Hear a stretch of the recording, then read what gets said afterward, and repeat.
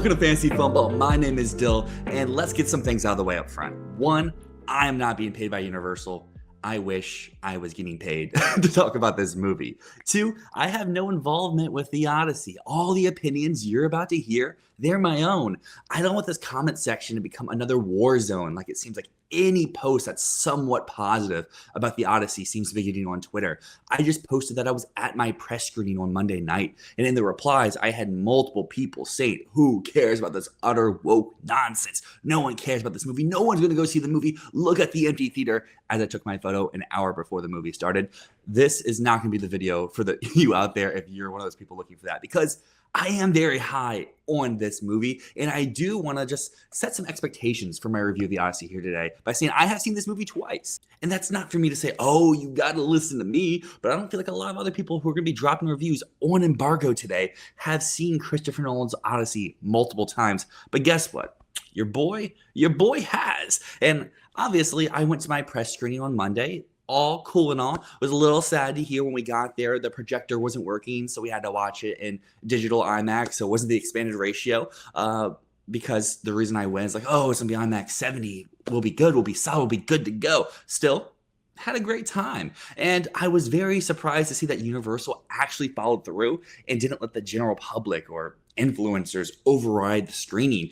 It was literally just press. That room was maybe half filled at the end of the time. I've never seen that before at one of these press screenings. But also yesterday, I went to the Odyssey's New York City premiere, and I actually got some goodies. I had to be on the red carpet. I mean, look at this right here. It's a copy of the Odyssey. It's signed by Zendaya, Christopher Nolan, Matt Damon, and Anne Hathaway. But the fun, it doesn't stop right there. I mean, look at this right here. A Polaroid. That's me. That's me and Zendaya. How many people out there can say that they have something like that?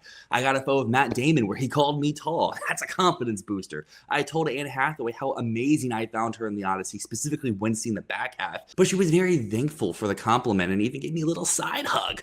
Christopher Nolan laughed at me for wearing a suit in 95-degree weather. And I think even more so funny than that, after I got my ticket and I walked inside the screen to grab my free popcorn and drinks that come with these premiere screenings, and individuals kind of blocking the table to grab those, so I couldn't really grab the water without moving them aside. So I politely said, excuse me, can I please, slip around you so I can snag a water? And he turned around, and that guy was Travis fucking Scott. What a time to be alive. But if you're new here to Fantasy Filmball, my name is Dylan, and a like helps our channel continue to grow. A subscription keeps you up to date on everything that we do here. We do movie reviews, we do festival coverage, and of course, awards prognostication all year long. And a comment down below if you've seen the Odyssey, what did you think? And if you haven't seen it yet, are you excited? But without further ado, let's dive into this mostly spoiler-free review, because can you be completely spoiler-free when talking about one of the most well-known stories of all time? But anyways, Christopher Nolan's newest epic might be the grandest spectacle that he's had to offer yet. The Odyssey does the unthinkable, in my opinion. Each sequence somehow becomes more immersive, more memorable, and more impressive than the last one that you watch unfold, crescendoing into one of the greatest climactic set pieces I've ever really seen put to film. One of the central ideas in both Homer's epic and Nolan's adaptation is Zeus's law, the moral code that governs Odysseus' journey home. And I'm kind of going to be breaking the own moral code of film criticism here today, because I'm going to be praising the Odyssey quite a bit, because Christopher Nolan's latest has really earned every bit of it. I don't really have many negatives to talk about here today. It's no secret, Nolan is one of, if not my favorite filmmaker of all time. And throughout his career, I find one of Nolan's greatest strengths to be his versatility, whether it's the grounded realism of something like Dunkirk, Heath Ledger's tour de force acting in The Dark Knight, the mind-bending spectacle of Inception, the operatic scale of Oppenheimer, the emotional impact and the heart of Interstellar, or the out-of-body experience of Tenet. Every film scratches a different cinematic itch. With the Odyssey, Nolan combines all of those strengths into one extraordinary experience. This is the part of the review where I would normally tell you the plot of the film, but do you need a plot description of Homer's The Odyssey? You don't know the ancient Greek epic of the songs and stories of the great Greek king Odysseus' journey home over a grueling 10 years after the Trojan War? No, you know this, and you also know everyone who's involved with this movie. From the opening commandments of Travis Scott's Bard to the closing moments of this Homeric tale, The Odyssey delivers everything that you could want from a movie. I adore the way Nolan's adaptation brings its own unique flair and flavor to the iconic work of Homer and changes the narrative of Odysseus' grand journey home. While we still hit all of our iconic songs, each stepping stone of his return to Ithaca feels like its own vignette. Each one of these scenes has its own unique feel, visual style, and cinematic identity. These are crafted and elevated due to Nolan's command of the senses, the strongest of which feature throughout the Odyssey has to be the abundance and the impact of the sound. Sometimes it's an overwhelming assault of the noises during the raid on Troy. Sometimes it's the complete absence of it, as Odysseus must prove his strength while passing through the sirens. Other times, Nolan layers diegetic and non-diegetic sounds together, letting them clash during the Trojan horse sequence to create one of the most overwhelming sensory experiences of his career. These scenes are pushed to their absolute limit by the collaboration effort of the editor, Jennifer Lane, the sound designer, Richard King, and the heartbeat of this story, Ludwig Göransson's score. Removing any of these elements and The Odyssey simply is not the same movie. But let me tell you something. Spectacle alone isn't enough. It wouldn't matter if the story just didn't work. And most of us, like I said before, we've read Homer's Iliad. We've read Homer's Odyssey at some point in school, so the broad strokes of the story aren't exactly unfamiliar.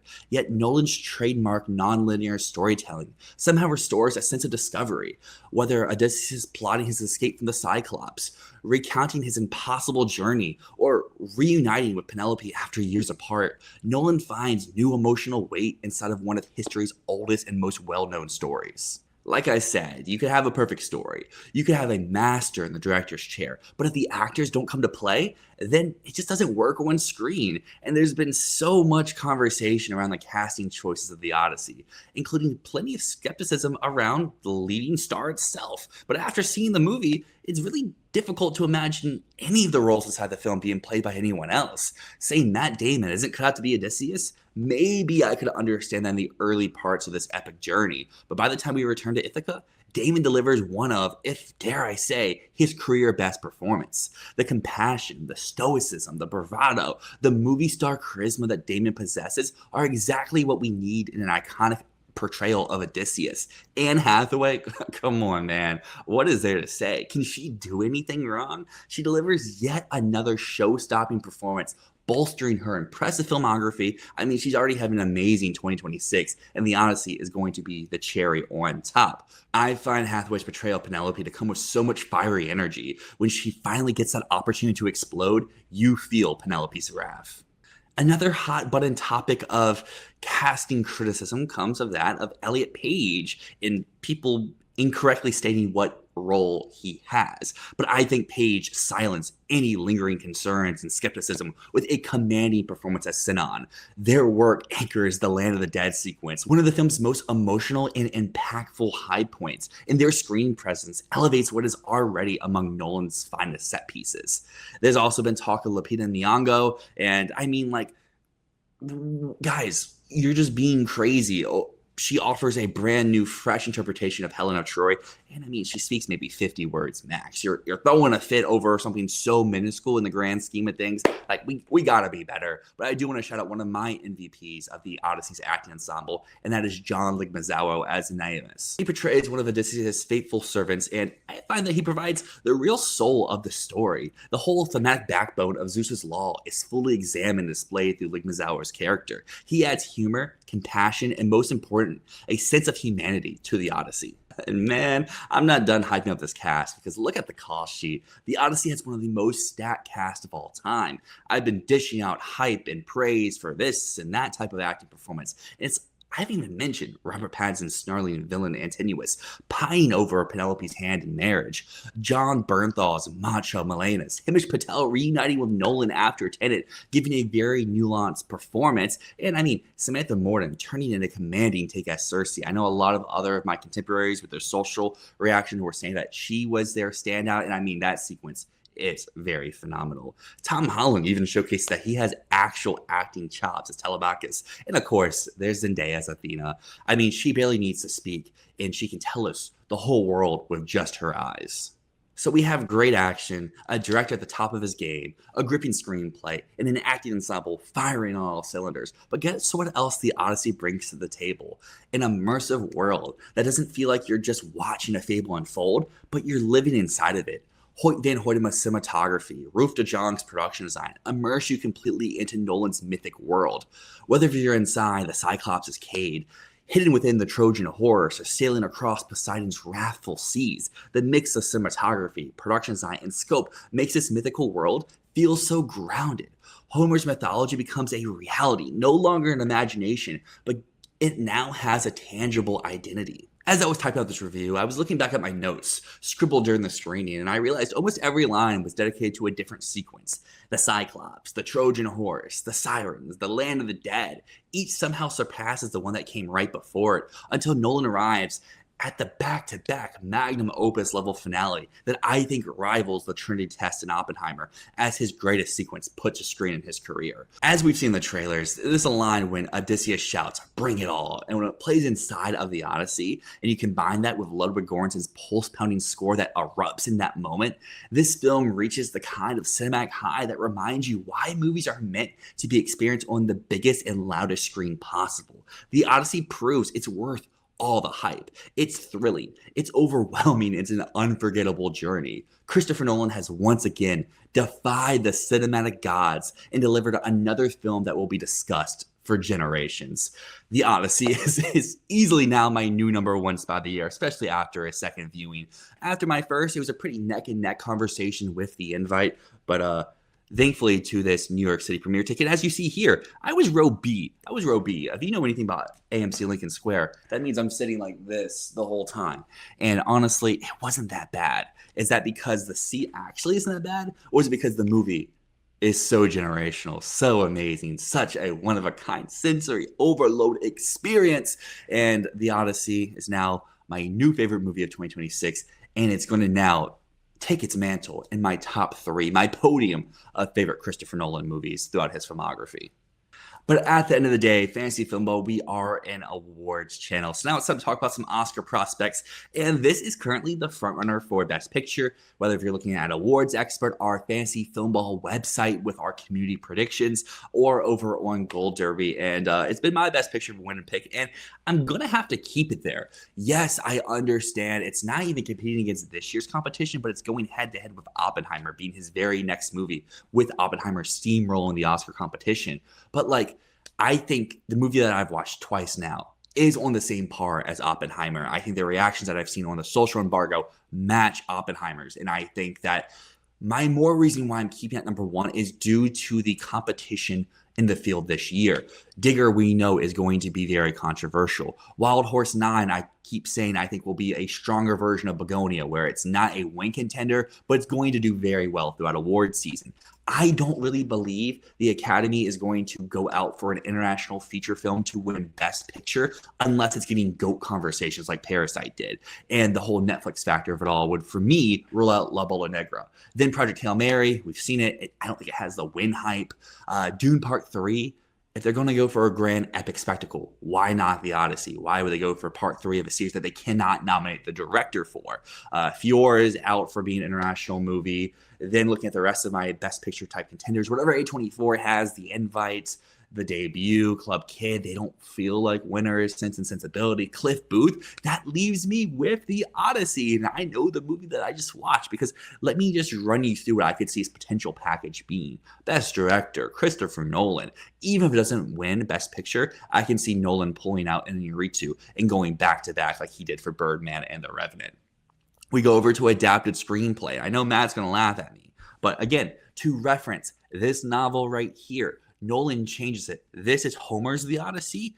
The movie I watched is, where is it? Nolan's The Odyssey. There's changes. You know the Nolan structure. He changes things up about this movie, and I think it's overwhelmingly for the positive. And I think that will work not just for nomination, but to be in the win conversation, especially if The Odyssey is a Best Picture winner. Then we get to acting.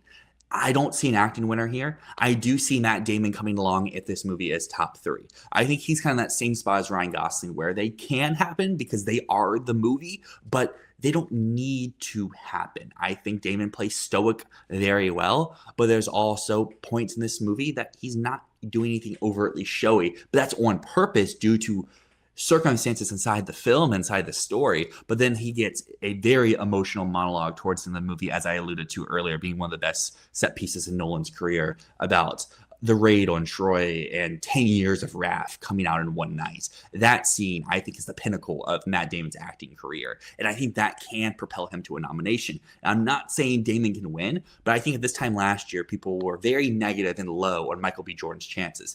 I'm not going to say I always kept him as number two, but he was always my win alternate until the Globes when he lost the Globe to Wagner Moore. So I moved him off of my number two slot. But I can totally see Matt Damon being Michael B. Jordan part two, not for the win, but where people are denying the nomination, say it's just an action movie. He's not doing too much, blah, blah, blah. But then he just keeps getting in and in and in. And I think Damon will be in R5. I would remove Ryan Gosling before I remove Matt Damon, partially due to film strength, but also I don't think Gosling gets a moment like Damon's 10 Years of Wrath monologue. Then we have Anne Hathaway. People saying she's lead.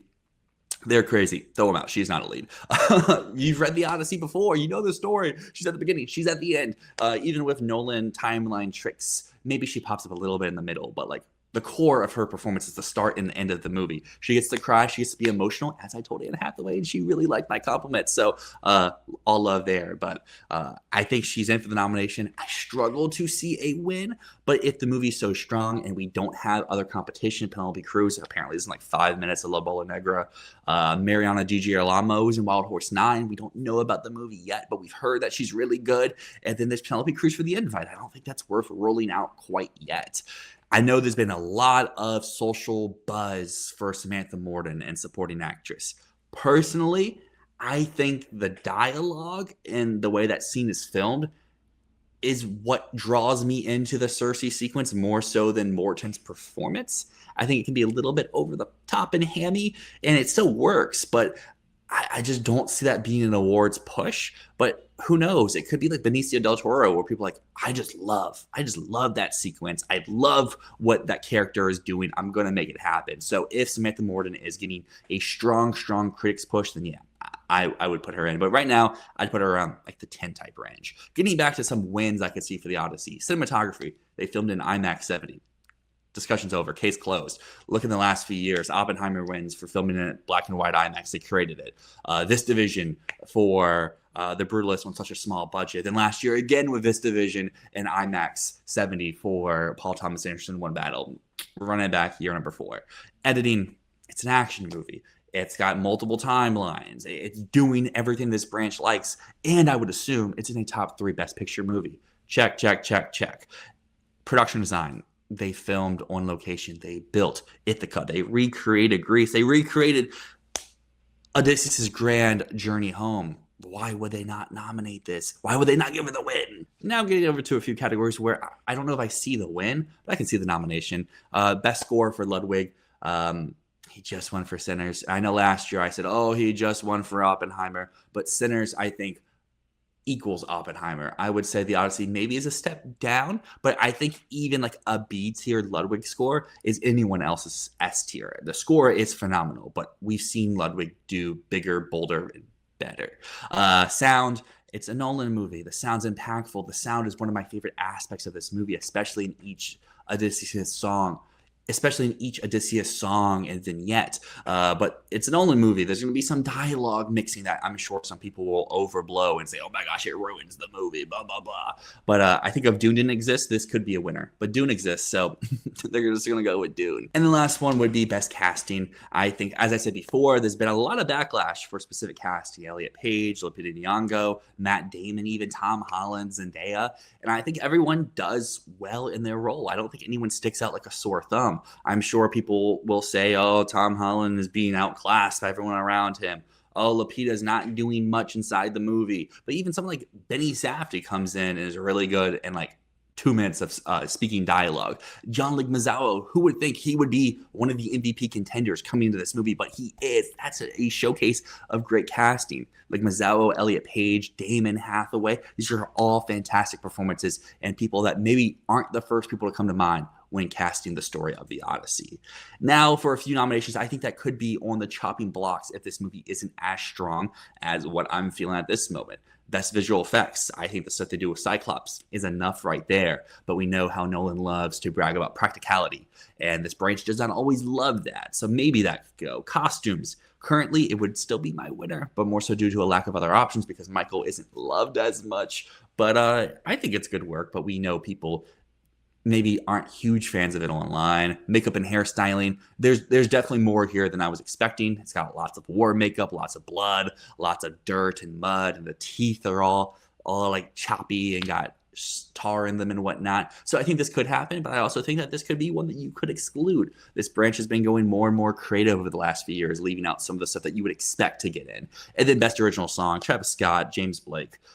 Cool song. People were really liking it at the premiere screening last night. When I was walking out, multiple people were like, oh, that's maybe my favorite Travis Scott song. But I think it's just an end credit song, so I don't really think it happens. But all in all, I currently have the Odyssey being nominated for Best Picture, Best Director, Adapted Screenplay, Matt Damon, Anne Hathaway, Cinematography, Editing, Production Design, Score, Sound, Casting, Visual Effects, and Costumes. I've been for 13 nominations, and of those 13 nominations, the wins I would have would be Best Picture, Best Director, Best Adapted Screenplay, Cinematography, Editing, and Production Design, and Costumes. I still have Costumes. So I have 7 wins, 13 nominations. Maybe that is too much, especially off the back of Oppenheimer a few years ago, but I've yet to see a movie that I think rivals the Odyssey this year in terms of a Best Picture win contender, and I struggle to see another movie come out the rest of the year that is going to be this well liked across the board. But all in all, that is the conclusion of this review of the Odyssey here on Fantasy Filmball. Right now I've recorded for 30 minutes. We'll see how long the final copy is. It's 11 in the morning. I have an hour to edit this and get it up for embargo because I got home at 2 a.m. from the premiere screening. I wasn't planning to stay for it. I was like, red carpet, let's do that, then let's go home. But then when I saw my ticket was for the premiere, the fact that Nolan was right in front of me, the fact that at the end of the movie I heard John Leguizamo say he really needed to poop because the movie was so long, and then I turned around and I see the whole cast was right there. Lupita, Zendaya, Tom, Benny Safdie, they were all standing right there. Crazy stuff. It's an event I won't forget. It's one I'm very happy I went to. I did. This picture right here, this right here speaks 1,000 words. As I said, Zendaya in the movie as Athena, she doesn't need to speak to be effective. This, I don't even need the autograph on this picture for it to be effective. And this, we'll be frank, whenever I get a real backdrop, this can live right there. But now I'm just yapping. Thank you so much for watching. Until next time, my name's Dyl. This has been Fantasy Filmball. Peace.